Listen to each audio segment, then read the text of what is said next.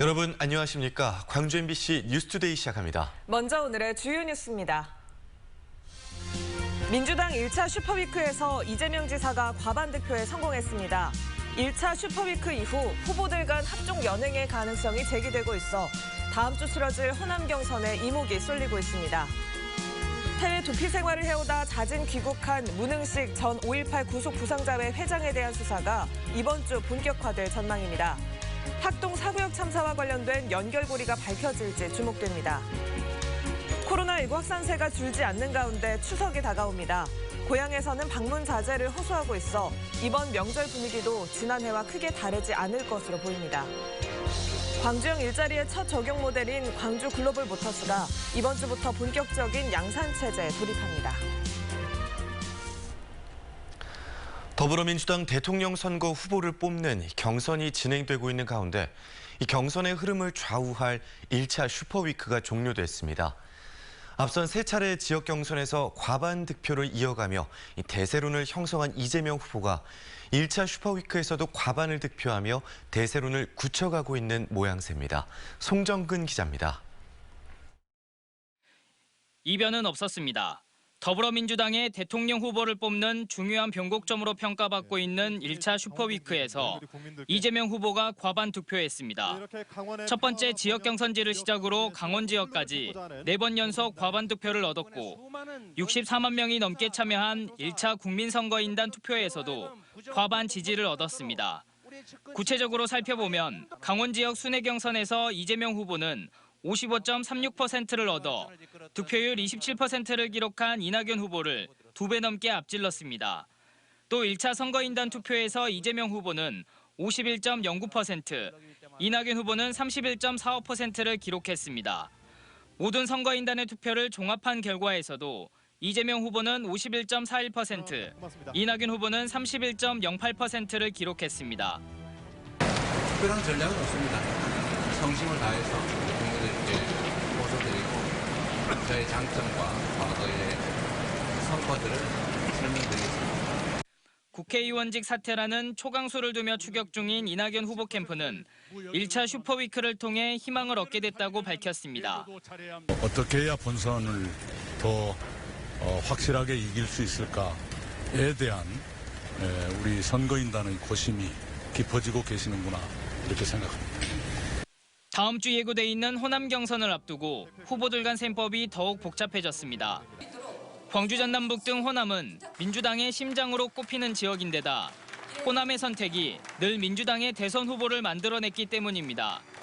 이재명 후보는 이 기세를 등에 업고 호남 민심을 사로잡아 결선 투표 없이 본선으로 직행한다는 계획이고 이낙연 후보는 호남이 정치적 기반을 닦은 안방인 만큼 남아있는 기간 동안 호남 민심에 간절히 호소할 예정입니다.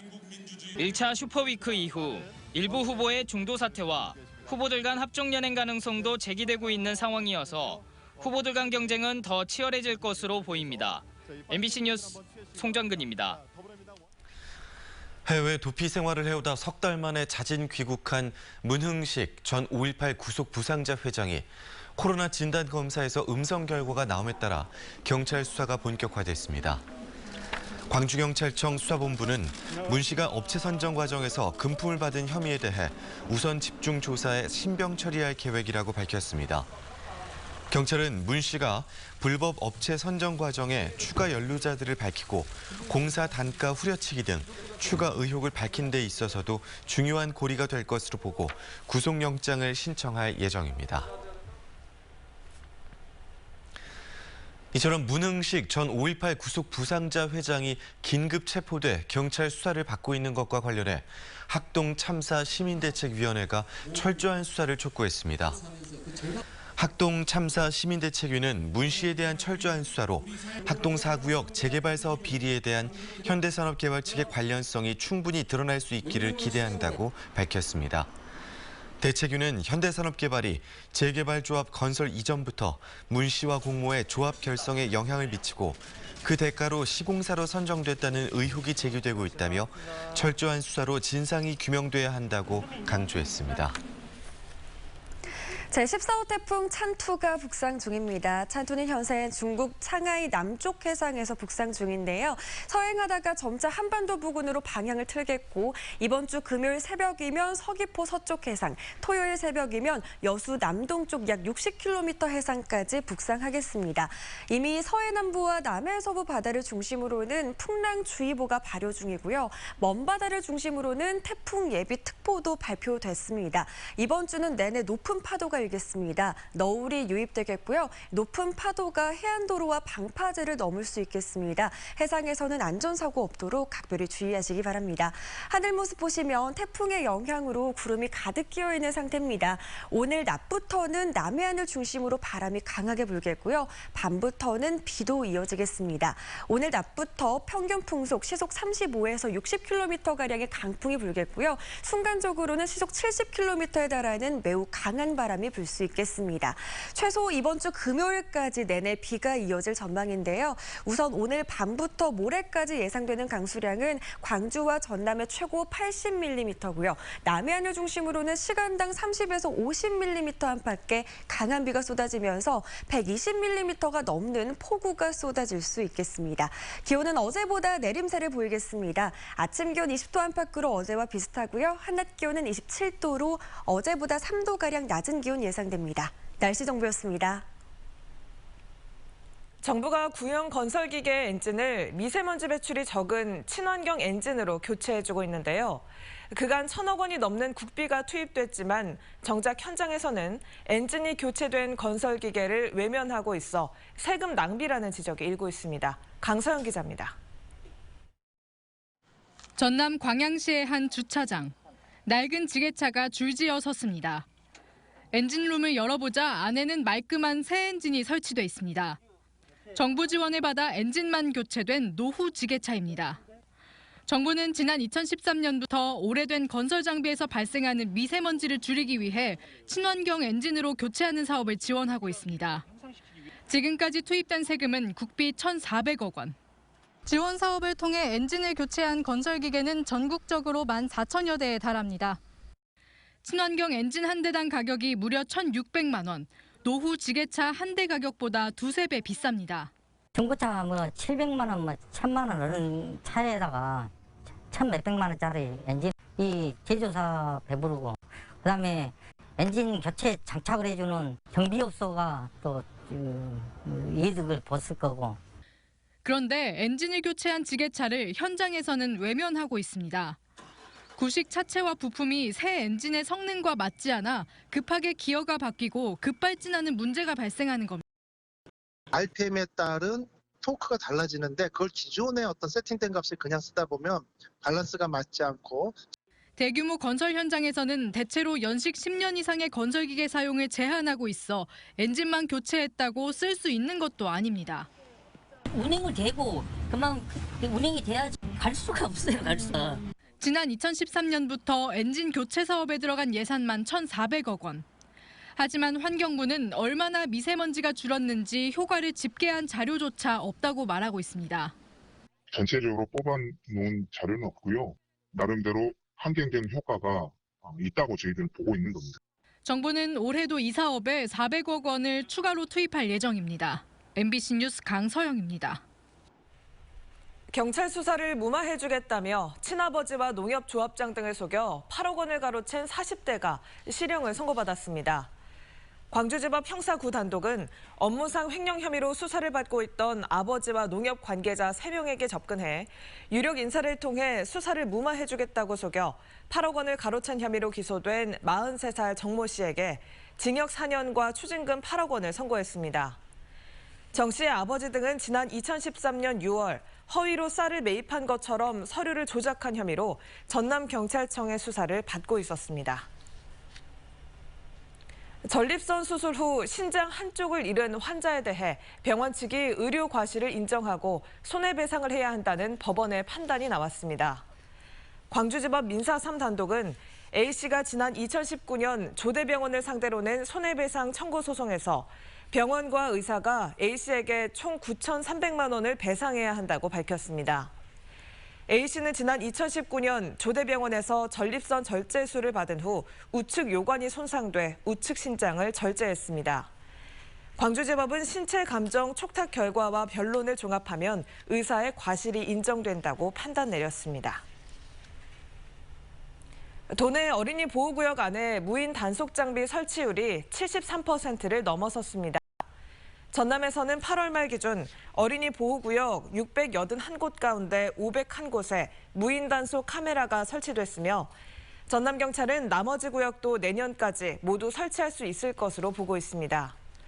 올해 도내 어린이 보호구역 내 교통사고는 7건으로 지난해 같은 기간 12건에 비해 41% 감소했습니다.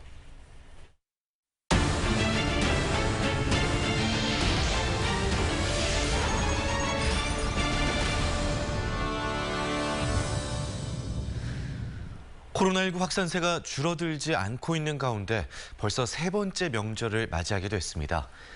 고향에서는 벌초부터 합동 성묘까지 미리 치르며 방문을 자제해 줄 것을 호소하고 있습니다. 김진선 기자입니다. 이번 추석에 오지 마라. 코로나 안 걸리게 우리도 안 갈란다. 이번 추석은 오지 말고 용돈만 많이 보내라. 재치 있는 현수막들이 읍내 곳곳에 걸렸습니다. 명절을 앞두고 자식들의 고향 방문도, 부모들의 역귀성도 자제하자는 뜻에서 지자체가 게시한 겁니다. 집집마다 다니며 거리두기 동참을 안내하고 자녀들과의 영상통화도 돕습니다. 코로나 때문에 너무 마음이 성가셔갖고 오지 마. 코로나 좀 잠잠해지면 오소방이랑 아이들 데리고 내려갈게요. 묘 만여기가 모셔진 공원묘지도 말끔히 벌초를 마쳤습니다. 정성스런 차례상도 미리 차렸습니다. 코로나19 이후 벌써 세 번째 치러지는 합동 성묘로 성묘객 이동을 자제시키고 고향을 찾지 못하는 출향민들의 마음의 짐을 덜어주기 위해서입니다. 전화로 부모, 형제들에게 안부 전해주시고 오고 싶은 마음의 심정 달래주십시오. 저희들이 고향에서 우리 어르신들 성묘 마치고 또 고향 있는 우리 가족끼리 우리 단란하고 풍성한 한가위 맞이하겠습니다. 사회적 거리두기 3단계인 전남에서는 이번 명절 백신 접종자 4명을 포함한 경우 최대 8명까지 모일 수 있지만 최근 타 지역 방문과 가족 모임으로 인한 감염이 급증한 만큼 개개인의 이동 자제가 절실한 상황입니다. MBC 뉴스 김진선입니다.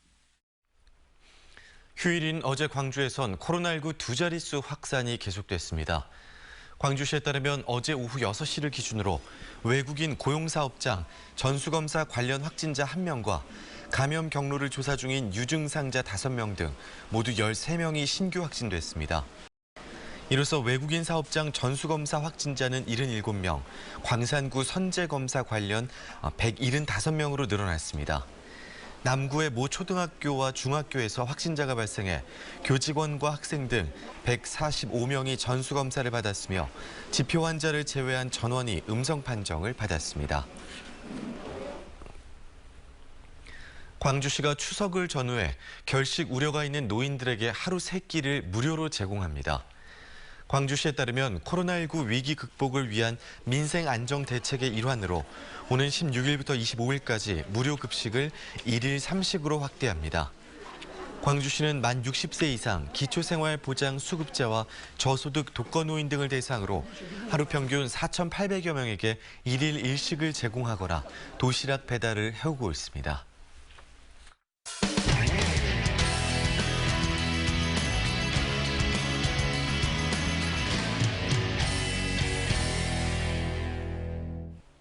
지구온난화의 영향으로 유럽과 미국뿐 아니라 우리나라도 최근 10년 새 산불 발생이 30%나 늘었습니다. 그만큼 산불의 위험이 커지는 건데요. 산불 진화 현장에도 인공지능이나 드론 같은 4차 산업기술이 적극 활용됩니다. 대전문화방송 김태욱 기자입니다. 공주시 반포면의 한 야산에서 산불이 난 것을 가정한 상황. 신고가 접수되자 산림청 산불 확산 예측 시스템이 발화 지점과 풍향을 분석해 화재 확대 지점을 계산하고 스마트 산림재해 앱으로 인근 마을 사람들에게 알립니다. 오는 11월부터는 대피 장소까지 내비게이션으로 안내하는 기능이 스마트 산림재해 앱에 추가돼 당황하지 않고 안전하게 대피를 할 수 있습니다. 신고에서부터 현장 출동까지 총괄적으로 애플리케이션상에서 관리를 할 수 있게끔 돼 있고요. 아울러서 드론이라든지 또는 그 기계화 장비를 이용한 산불 진화에 적극적으로 활용을 하고 있습니다. 지구온난화의 영향으로 최근 30년 동안 우리나라의 연평균 산불 발생률은 64%나 확대됐습니다. 또 최근 10년 사이 산불로 인한 피해와 면적도 각각 30.8%, 160%씩 증가했습니다.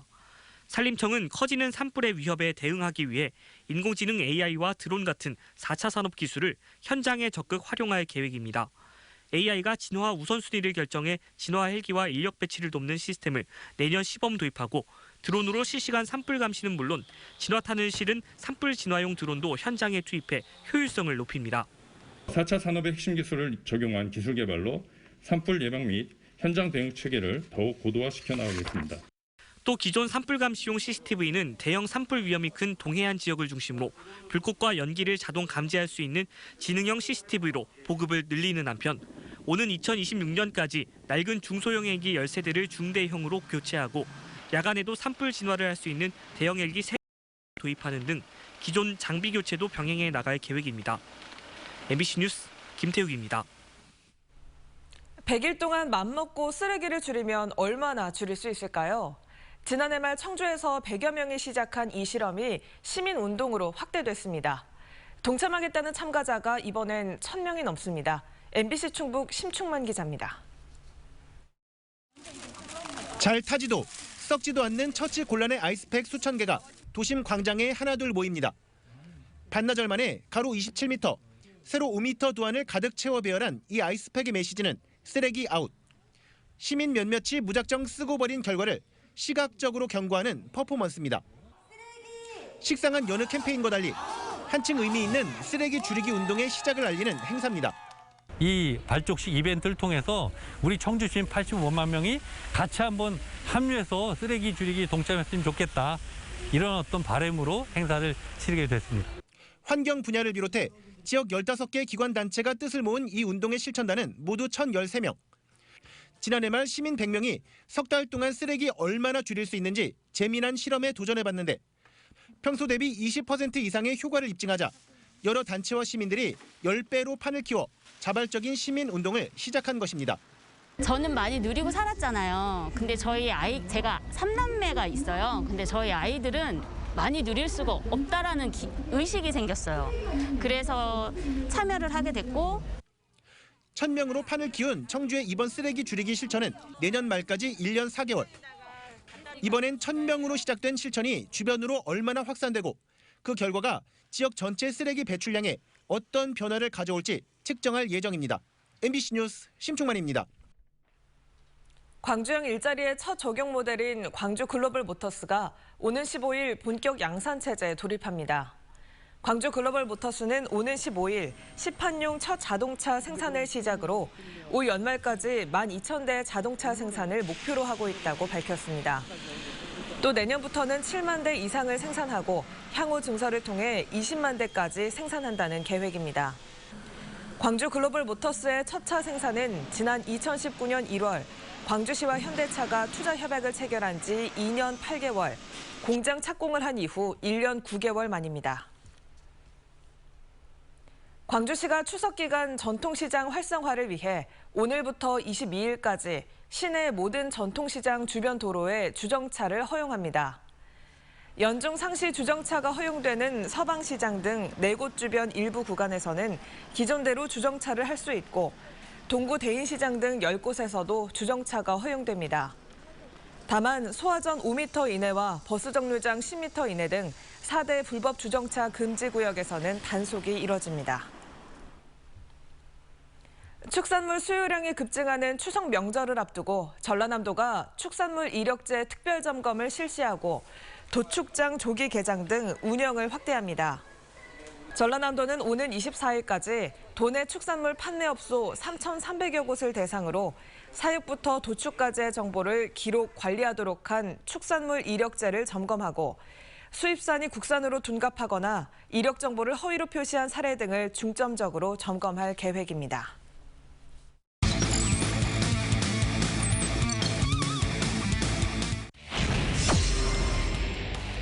거기다가 이제 또 후속타까지 나와서 예, 살아 있었으면 선취점인데 하는 원볼 투 스트라이크.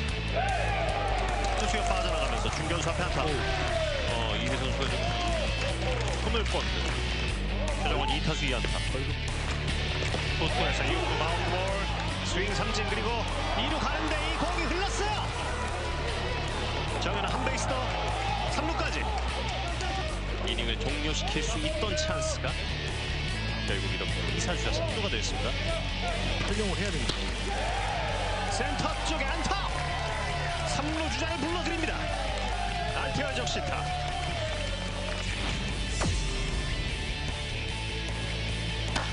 정현 잡아당겼고 좌익수 앞에 떨어집니다. 왼쪽에 안타. 공격적으로 나오고 있기 때문에 센터 쪽에 떴습니다. 중견수 뜁니다. 뒤로 당장 넘어갑니다. 나성범의 투런 홈런. 시즌 28호 홈런을 때려내면서 나성범 선수가 팀의 석점차 리드와 함께